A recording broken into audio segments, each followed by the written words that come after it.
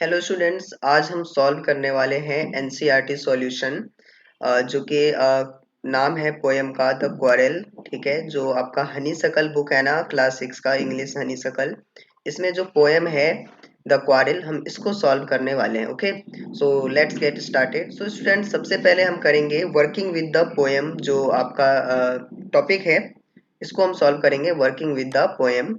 इसमें जो first question है with your partner try to guess the meaning of the underlined phrase। ठीक है, यहाँ पे क्या है, नीचे दो सेंटेंसेस दिए गए हैं और यहाँ पे ये जो अंडरलाइन फ्रेज में से है ना, ये अंडरलाइन वर्ड्स हैं, इसका हमें मीनिंग पता करना है। ओके, तो क्या है, and someone sorry and somehow we fell out. Okay, fell out. और दूसरा है the afternoon turn black. Okay, turn black.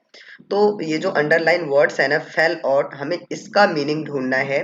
तो स्टूडेंट्स, फेल आउट का जो मीनिंग होता है वो होता है क्वारल्ड। ठीक है, अब क्वारल्स का मीन्स होता है झगड़ा होना या झगड़ा हुआ। ओके, तो फेल आउट का मीनिंग हम लिखेंगे क्वारल्ड। नेक्स्ट है turn black. Okay, turn black का मतलब है daylight faded with the sunset and darkness began to spread. Okay, जब जो डे लाइट होता है वो जब फेडेड हो जाता है, जब सनसेट आ जाता है, तो उसके बाद क्या होता है, जो डार्कनेस होती है वो स्प्रेड होने लगता है। तो टर्न ब्लैक का ये मीनिंग है। ओके स्टूडेंट्स, अब हम बढ़ते हैं नेक्स्ट क्वेश्चंस की ओर। तो सेकंड क्वेश्चन क्या है, read these lines from the poem. Okay, ये जो यहाँ पे 5 पॉइंट्स दिए हैं, ये आपके पोएम में से उठाया गया है और उसके बाद क्या करना है, discuss with your partner with this lines mean. इस लाइन का क्या मतलब होता है वो आपको अपने पार्टनर से डिस्कस करना है। तो सबसे पहला क्या है, one thing led to another. Okay, अब इस लाइन का क्या मतलब है, one thing led to another. तो इस लाइन का मतलब है there was no end to difference of opinions, every argument was contradicted and followed by a counter argument। Okay, के ओपिनियंस के बीच में जो डिफरेंस होता है कि आपका ओपिनियंस क्या है, आपके पार्टनर का क्या ओपिनियंस है, उसके बीच में जो डिफरेंस होता है उसका कोई एंड नहीं है, मतलब कभी भी मैच नहीं हो सकता। ओके, आपका ओपिनियन कुछ और होगा तो आपके पार्टनर का ओपिनियन कभी कुछ और होगा। ओके, और क्या है, every arguments was contradicted and followed by a counter argument. जितने भी आर्गुमेंट्स थे, आपने अगर इस पोएम को पढ़ा होगा तो आपको मालूम होगा कि जितने भी आर्गुमेंट्स थे वो क्या था, एक अपने आप में एक कॉन्ट्राडिक्शन था। ओके, कॉन्ट्राडिक्शन का मतलब होता है कि ना तो इधर है ना उधर है, बीच में अटका हुआ है। ओके, तो कॉन्ट्राडिक्टेड था सारे, और इसको किस वजह से थे, काउंटर आर्गुमेंट्स की वजह से। स्टूडेंट्स, काउंटर आर्गुमेंट होता है कि ऐसा आर्गुमेंट मतलब कि जो आप कुछ और कह रहे हो, कोई और कुछ और कह रहा है, तो इस टाइप के जो आर्गुमेंट्स होते हैं उसे काउंटर आर्गुमेंट्स कहा जाता है। सेकेंड पॉइंट है the start of it was slide, मतलब इसका जो स्टार्ट हुआ था वो धीरे से हुआ था। अब इस लाइन का क्या मतलब है, the cause of the quarrel was trifling or unimportant. The beginning of the debate or controversy was cool and commonplace। Okay, कि जो क्वारल था उसका जब शुरुआत हुआ था वो कैसा था, मतलब अनइम्पोर्टेंट था। ये रहा ना, अनइम्पोर्टेंट। अनइम्पोर्टेंट का मतलब कि उतना इम्पोर्टेंट नहीं था। और ये जो डिबेट था इसका बिगिनिंग कैसा था, मतलब बिल्कुल ही कॉमन सा था, कूल सा था। ठीक है, जैसा कि आमतौर पे कोई भी झगड़ा लड़ाई होता है तो आपने नोटिस भी किया होगा रियल लाइफ में, अचानक से नहीं हो जाता है कुछ भी। ठीक है, धीरे धीरे बात होती है, फिर लड़ाई होता है। ओके, अब बढ़ते हैं थर्ड पॉइंट की ओर। थर्ड पॉइंट क्या है, the end of it was wrong, मतलब इसका जो एंड हुआ वो क्या था, बिल्कुल गलत था। तो इसका मीनिंग क्या है, but by and by the discussion became hot it ended on serious note, the two began to hate each other. Okay, कि क्या हुआ, जैसे जैसे डिस्कशन एंड होने लगा तो जो मुद्दा है वो मुद्दा काफी गर्म होने लग गया था, और लास्ट में क्या हो गया, एक बहुत ही सीरियस सा नोट आ गया था। होता है ना, कोई भी लड़ाई झगड़ा होता है तो एक पॉइंट ऐसा आता है जहाँ पे सब सीरियस हो जाते हैं, सीरियस बातें होने लगती है। उसके बाद क्या है, the two began to hate each other, और जो ये दो लोग आपस में क्वेरल कर रहे थे, लड़ाई झगड़े कर रहे थे, एक दूसरे को नफरत करना शुरू कर देते हैं। नेक्स्ट है द आफ्टरनून टर्न ब्लैक, जो दोपहर था वो कैसा हो गया, ब्लैक हो गया।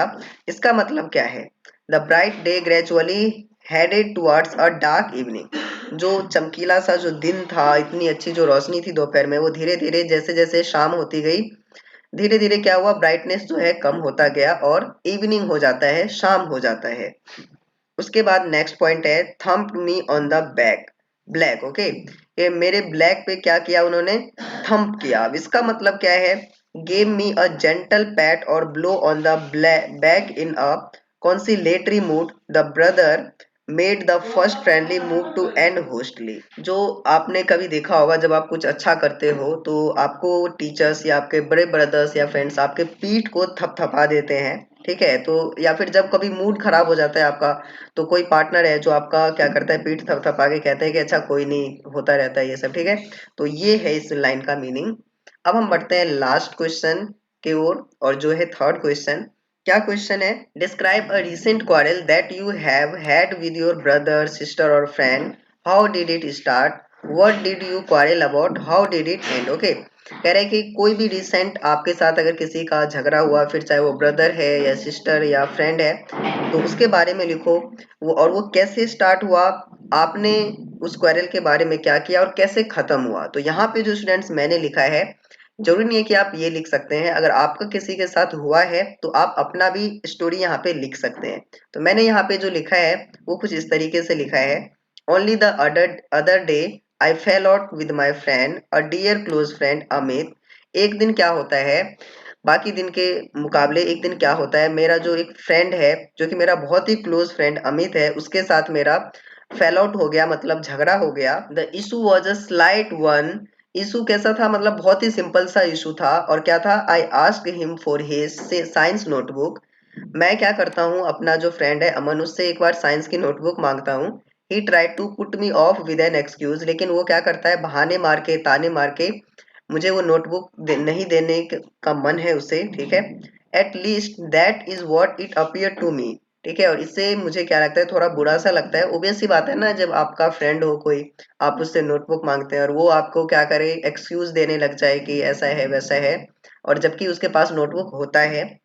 तो he said the notebook was not traceable, I took it इल। वो क्या कह देता है मुझे, कि जो नोटबुक है ना वो ट्रेसेबल नहीं है। ट्रेसेबल का स्टूडेंट्स मतलब होता है कि सेम टू सेम उसके नोटबुक से आपके अपने नोटबुक में कॉपी करना।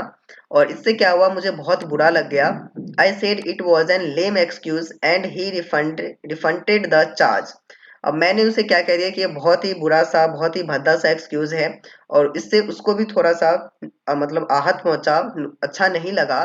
Both of us lost temper and parted as sworn enemies. हम दोनों क्या हुए, अपना टेम्पर खो देते हैं, और जैसे कट्टर दुश्मन होते हैं वैसे ही एक दूसरे के वहां से चले जाते हैं। अ डे पास्ट, कुछ दिन बीतता है। We reviewed the situation and felt sorry for our behaviour. हम क्या करते हैं, ये जो सिचुएशन हमारे साथ हुआ इसको रिव्यू करते हैं, और हमें अपने आप पे थोड़ा सा बुरा सा लगता है कि अपना ऐसा बिहेव नहीं करना चाहिए था। We first decided to contact on phone, drop the idea. हमने सबसे पहले क्या किया, फोन पे कॉन्टैक्ट करने की कोशिश की, लेकिन ये जो आइडिया था अच्छा नहीं लगा, तो इसे ड्रॉप कर दिया हमने। We chance to meet in the school truck shop, both of us smiled, both felt sorry, we sat at a table for a cup of coffee, the quarrel ended up in smoke. Okay, तो क्या हुआ, एक दिन हमें school में एक shop पे मिलने का मौका मिलता है। हम दोनों स्माइल करते हैं, एक दूसरे के लिए सॉरी फील करते हैं, और एक टेबल पे बैठ के कॉफी पीते हैं, और उसके बाद क्या होता है, हमारा जो झगड़ा है इस प्रकार से खत्म हो जाता है। तो ये था स्टूडेंट्स आपका ये जो द क्वारल पोएम है, इसका एनसीईआरटी सॉल्यूशन। आई होप कि आपको समझ में आया होगा। आप चाहें तो ये जो एनसीईआरटी सॉल्यूशन है इसे ऑनलाइन भी एक्सेस कर सकते हैं। इसका डिस्क्रिप्शन बॉक्स में लिंक आपको मिल जाएगा, या फिर आप गूगल पे जाके सर्च कर सकते हैं textual solution. Okay, textual solution जैसे ही आप सर्च करेंगे, उसके बाद आपको जाना होता है क्लास 6 में है आप, तो क्लास 6 वाले सेक्शन में। क्लास 6 में जाने के बाद आपकी इंग्लिश की बुक है, और इंग्लिश में कौन सी बुक है आपकी, हनी सकल। तो आप हनी सकल वहां से एक्सेस कर सकते हैं इस प्रकार से। वैसे मैं इसका डायरेक्ट लिंक डिस्क्रिप्शन बॉक्स में दे दूंगा। ओके, सो आई होप कि आपको अच्छी तरह समझ में आ गया होगा, and we will meet in next video. So thanks for watching the video.